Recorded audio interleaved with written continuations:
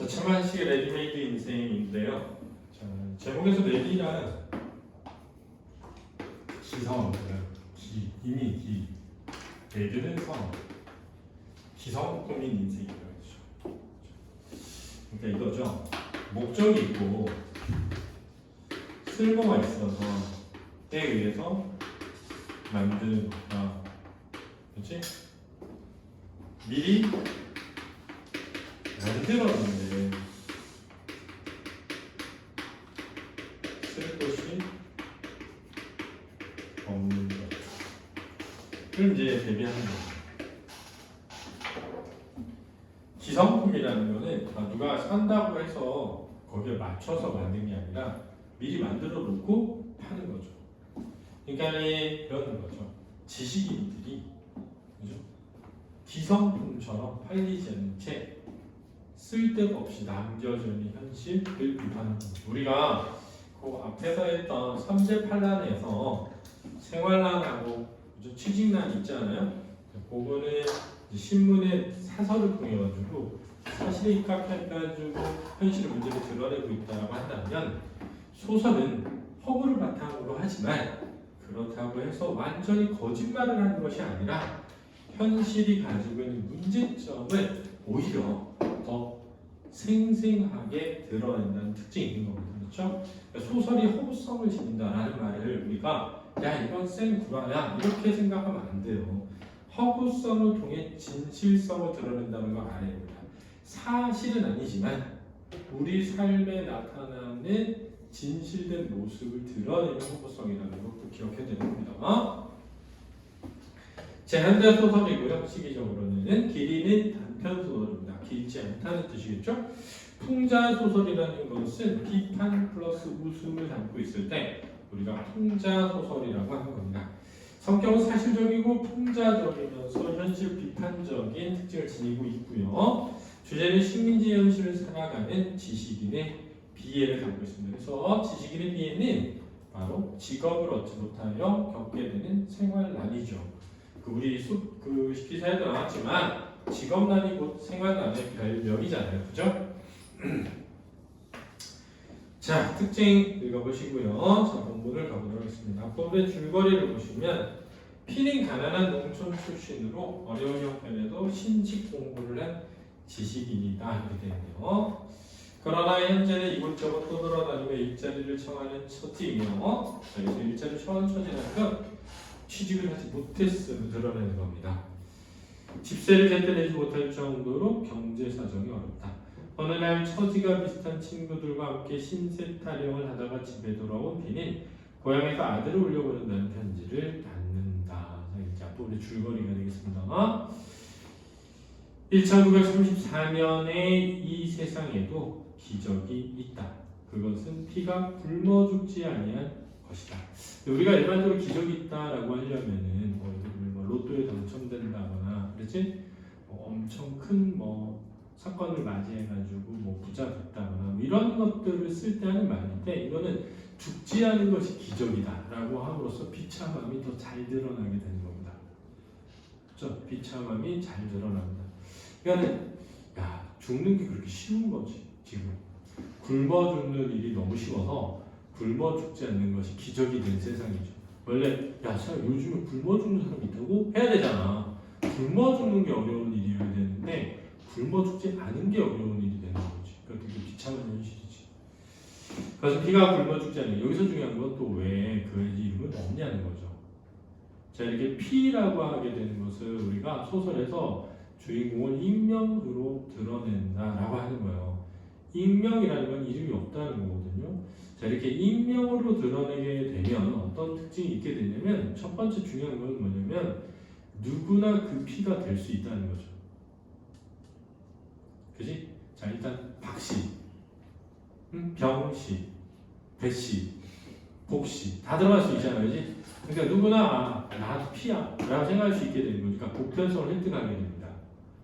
이 익명성으로 소설을 다루게 되면 뭔가 그 피가 개인이라기보다는 그 시대를 살아가는 어떤 보편적인 전형적인 인물을 드러내는 그런 기능을 하게 되는 거예요. 그는 최근 일주일 동안 돈이 생긴 데가 없다. 잡힐 것도 없었고 어디서 거래를 한 적도 없다. 그래서 잡힐 것이 없다는 거죠. 잡힐 것이 없다는 게 뭐냐면 전당포에 물건을 잡히고 돈을 빌릴 것도 없었다는 겁니다. 집에 아무것도 없다는 뜻이거든요. 이렇게 집에 아무것도 없는 것을 서발, 막대, 거칠 것 없다라고 합니다. 자, 서발 되는 막대를 약 90cm 되는 막대기를 집에서 막 휘두르는데 걸리는 게 없어요. 왜? 살림 도구가 하나도 나와 있지 않아서. 이걸 서발, 막대, 거칠 것 없다라고 하고요. 없이 가느다를 나타내는 겁니다.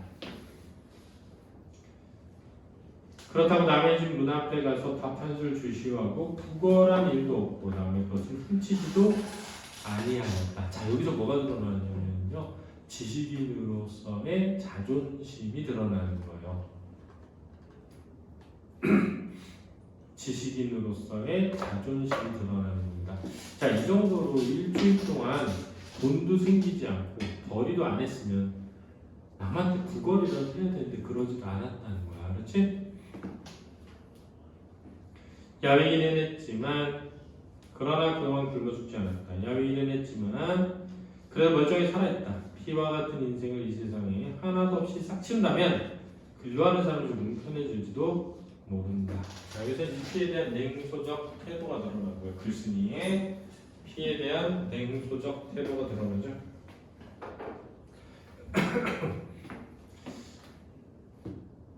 피가 부르주아지 촉에 끼인 인텔리가 아닌 노동자였다면 그동안 거지가 되었거나 비상수단에 썼을 것이다. 그러나 그에게는 그러한 용기도 없다. 그래서 무기력감이 드러나고요. 그러면서도 죽지 아니하고 살아있다. 그렇지만 죽기보다 더 귀찮은 일은 그를 잠시도 해방시켜주지 아니한다. 그의 아들 창선을 올려보낸다고 어제 편지가 왔고 오늘은 내일 아침에 경성역에 당도한다는 전보까지 왔다. 오전 때, 정오 때야 12시 날 12시 전보를 받은 피는 갑자기 정신이 난 듯 쩔쩔매고 돌아다니며 돈 마련했다. 최소한 20원은 하고 돌아다니는 것이 석양 때 겨우 15원 변통되었다. 15원을 빌렸다. 얻었다. 그치겠죠? 자, 왜 20원이 있어야 돼? 아들과 지내기 위해서. 그치? 종로에서 통로니 램빈이 양재인이 숟가리니 뭐니 해서 살림 나부랭이를 간단하게 장만해서 가지고 올라오는 길에 전에 잡지사에 있을 때 알게 된 땡땡 인쇄소의 문선 과장을 찾아갔다. 월급도 일 없고 다만 일만 가르쳐주면 그만이니까 어린아이 하나 써달라고 졸라댔다. 자, 자신의 아들을 인쇄소에 뭐 하려는 거야? 취직시키려 합니다. A라는 그 문선 과장은 요리조리 칭탈하던 끝에 그는 피가 누구 친한 사람 집 어린애를 첨가하는 줄 알았던 것이다. 그러네요. 칭탈 핑계를 대던. 보통 학교나 마쳤나요? 초등학교야? 아니요. 피는 솔직하게 대답했다. 나이 몇인데? 9살. 9살? 왜? 너무 일찍 노동하는 거죠. 애가 놀라가 보내는 것이었다. 너무 어리다고 생각해서. 기왕 일배울 테면 아주 어려서부터 배워야죠. 그래도 너무 어려서 네 집에요? 내 자식놈이랍니다. 피는 그래도 약간 얼굴이 붉어짐을 깨달았다. 자기 자식을 어릴 때부터 대답하는 거니까 부끄러움 느끼는 거죠. A는 이 말에 가장 놀라운 일을 보겠다는 듯 입만 벌리고 한참의 피를 물끄러미 바라본다. 왜냐면 적어도 자기 자식은 당시 우리 조선도 조금이라도 더 나은 생활을 하기를 바라기 때문에 조금이라도 더 뭐 하려고 해? 가르치려고 했단 말이야. 그치? 그렇잖아. 우리 이제 엄마 저 학원 가게 학원비 좀 줄 때 무슨 학원비니 공장에 나가라 이러면 진짜 마음이 그치?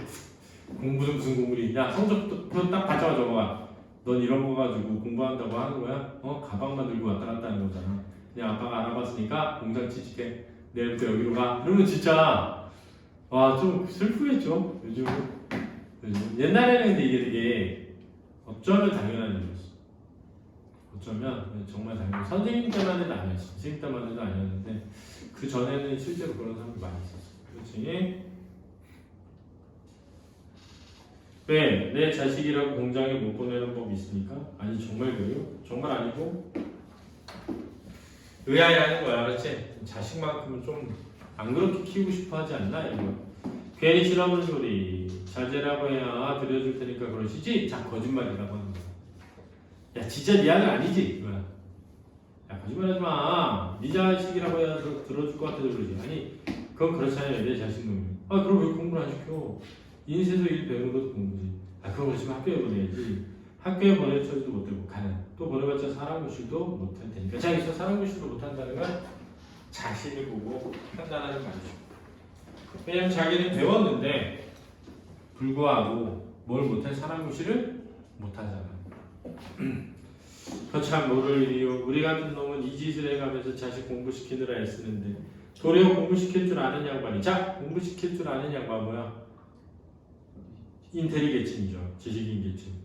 보통 학교도 안 해마친 자제를 공장에 보려 내가 학교 공부를 해본 나머지 그게 못 쓰겠으니까 자식은 딴 공부를 시키겠다는 것이죠. 자 이거는 이제 일제강점기에 공부를 하고도 일자리를 얻지 못하는 당대 사람들 불만이죠. 그렇죠?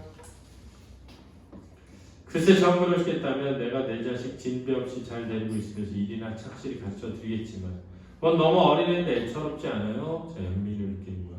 애처로운 거야 아비된 내가 더 야하지만 그것이 저에게는 약이니까. 자 애처로운 거야 아비된 내가 더 하지만 이게 무슨 말이야? 야 얘보다 내가 더 불쌍해야? 아니면 너보다 내가 더 불쌍하게 여긴다. 너보다 내가 더 불쌍하게 여긴다는 거야. 내 자식이니까 너보다 내가 더 불쌍하게 여기지만 그 뜻이야. 그것이 저에게는 약이니까 자 그게 쟤한테는 좋은 일이니까 불쌍하지만 하는 거야. 그걸 알았지? 피해 당부는 치하를 하고 인쇄소를 놨다. 당부와 치하. 치하는 칭찬 고마워. 잘하신 겁니다. 감사합니다. 이렇게 한짐 벗어놓은 것처럼 몸이 가뿐하고 마음이 느긋했다. 그러니까 아까 그 앞에서 맨 앞에서 더 귀찮은 일이 잠시도 해방시켜주지 않았다라는 말은 누가 올라오는 일이야? 자식이 올라오는 일이었던 거야. 그렇지? 그래 집으로 올라오는 길에 사전에 쌀한마를 달라고 부탁하고 얻어서 호배추 중국 종의 배추야 몇 통 사들였다. 그런저런 5원을 썼다. 10원 남은 중에서 주인 노인에게 6원을 내주니 입이 귀미까지 찢어진다. 자, 10원 남은 가운데 주인 노인에게 6원을 내줬다. 이게 무슨 말이야? 밀린 외상 방세 같은 걸 준 거야. 라니? 그 끝에 피가 사온 호배추를 내주면 김치를 담가달라고 하니 선선히 응낙한다. 이걸로 김치를 담가주시면 안 돼요. 이렇게.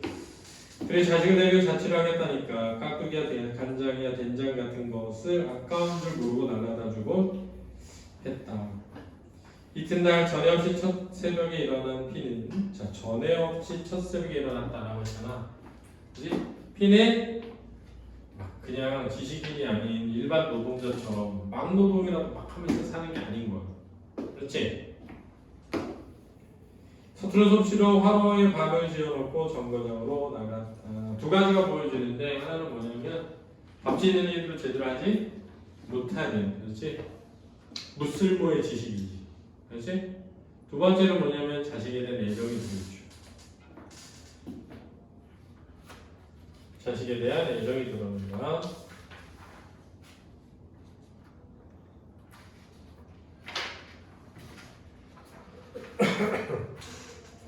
배영에게 온 편지에 S라는 고향 사람이 서울 올라오는 길에 따라 보낸다고 했으니까 P는 창선이보다도 더 낯이 익은 S를 찾았다. 자, 창선과의 관계와 소원했음이 드러나고 과야차 씩씩거리며 들어서며 인간을 뱉어내놓는 착간에서 의라는 거야. 차에서 사람이 내리는 모습이야. S가 창선이를 데리고 돌건거리며 내려왔다.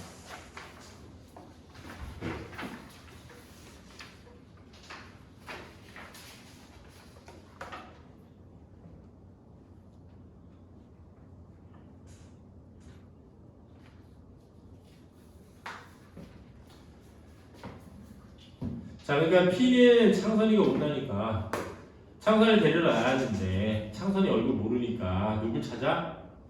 S를 찾은 거 알았지? S가 데리고 온다고 해서 어디서 생겼는지 새까만 고구라 양복을 입고 이화표가 붙은 학생 모자를 쓰고 배꽃표가 붙은 거기다가 보따리 하나 쥐고 무엇 꾸린 것을 손에 들고 차에서 내린 어린 아이. 자, 여기 표 그 모습은 학생들이 입었던 그 옷차림이야. 학생들이 입었던 옷차림이죠.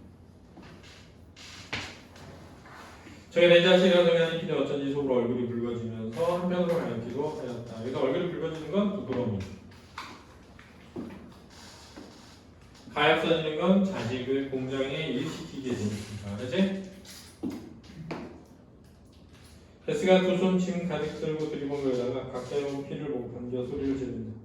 창선이가 모자를 벗고 학교식으로 경례를 한다. 얼굴 자세히 보니 8살 쪽에 보는 것보다 한층 더 저희 외갓집을 닮았다. 피는 그것이 몹시 불만이었다. 자, 왜냐면 이 아내와 뭐했어? 이혼한 상태란 말이야. 그렇지? 이혼한 상태요. 그래서 재미나 좋았나? 에세이 천인자다. 뭘 그저 그렇지. 괜한 산 짐을 지고 오느라고 애썼네. 자, 이게 창선이 데리고 오느라고 고생했다는 뜻이야. 살아있는 짐이잖아. 그렇지? 괜한 살아있는 짐 지고 오느라 애썼네. 이렇게 인사 겸 치하라 했다. 칭찬과 고마움. 잘했네, 고맙네, 이게 치하야. 원천간에 그애가 나이는 어려도 어떻게나 속이 찼던지 성숙했다는 거죠. 너 너희 할아버지 알아보겠니? 에스는 창선을 돌아보고 묻는다. 창선을 고개를 숙이고 수줍은지 대답을 아니한다. 피는 에스가 창선을 데리고 구름다리로 올라왔다. 저희 외할머니가 창선 외할머니야. 저 양복이야 떡이야 모두 해가지고 자네 댁에까지 오셨더라네. 오셔서 어제 떠났는데 정거장까지 나오셨는데 여러가지 신신당부하시되 자네한테 전하라고. 에스는 피가 그다지 듣고 싶지 아니한 이야기를 뒤따라오며 늘어놓는다. 그의 가슴에는 옛날의 만감이 솟구쳐 올랐다. 처가에 좋지 않은 마음이 있는 거예요. 별 걱정 당하는 게요. 내 자식 내가 어련히 할까봐 쫓아다니며 그래. 그래도 노인들이 어디 그런가? 객지에 혼자 있는데 데리고 있기 정 불편하면 당신에게 도로 보내게 하라고 이러시대. 그 집에서 내 자식이 무슨 상황이 있어서 보내라는 거야? 보낼 때면 그때 데려왔으려고 그랬다. 이혼할 때는 말입니다. 이혼할 때. 피는 것이 모두 그와 갈린 헤어진 아내의 조종인 줄을 알기 때문에 더구나 화가 났다. 화가 나는 대로 하면 어린아이가 입고 양복도 벗겨내 던지고 싶었으나 꿀꺽 참았다. 왜? 그걸 벗겨내면 해줄 옷이 없잖아. 알지? 가난한 천지잖아. 처갓집에서 해준 거 보기 싫은데 벗기면 해줄 게 없잖아. 일찍 맛보지 못한 새 살림을 피는 시작했다. 왜? 아들과 함께 살게 되어서. 그렇지? 창선이가 도착한 날 밤 창선이는 아랫목에 색색 잠자고 있다. 외롭게 꿈을 꾸고 있으려니 생각하며 전에 없던 애정이 솟아오르는 듯했다. 그러네요. 아버지로서의 정이죠. 이날 아침 일찍 창선을 데리고 땡땡 인센소에 가서 애에게 맡기고 내키지 않은 발길로 돌켜 나오는 피는 혼자 중얼거렸다. 레디메이드 인생이 비로소 겨우 임자를 만나 편리였구나. 그러니까 자기 자식에게는 뭘 물려주지 않겠다는 다짐, 자신과 같은 인생을 물려주지 않겠다는 거야. 다짐인데 굉장히 슬픈 비참한 거죠. 왜? 너무 어린 나이에 뭐 하게 되는 거야? 야, 생각해. 처갓집에서 힘들면 나한테 보내라고 하면서 보냈어. 그런데 옷 입고 온 건 학생이야. 근데 어디로 가? 공장에 가게 되는 거지. 응? 엄마 아빠가 이혼했는데 엄마랑 살다가 야, 아빠 서울에 사니까 아빠랑 살아라 해가지고 어떤 아저씨 손잡고 아빠한테 왔어. 아빠한테 왔는데 네가 내 아들이니? 그래 잘했다. 푹 자라. 하면 애들이 자 가자. 어디요? 공장. 그래서 공장에 내려놓은 거잖아.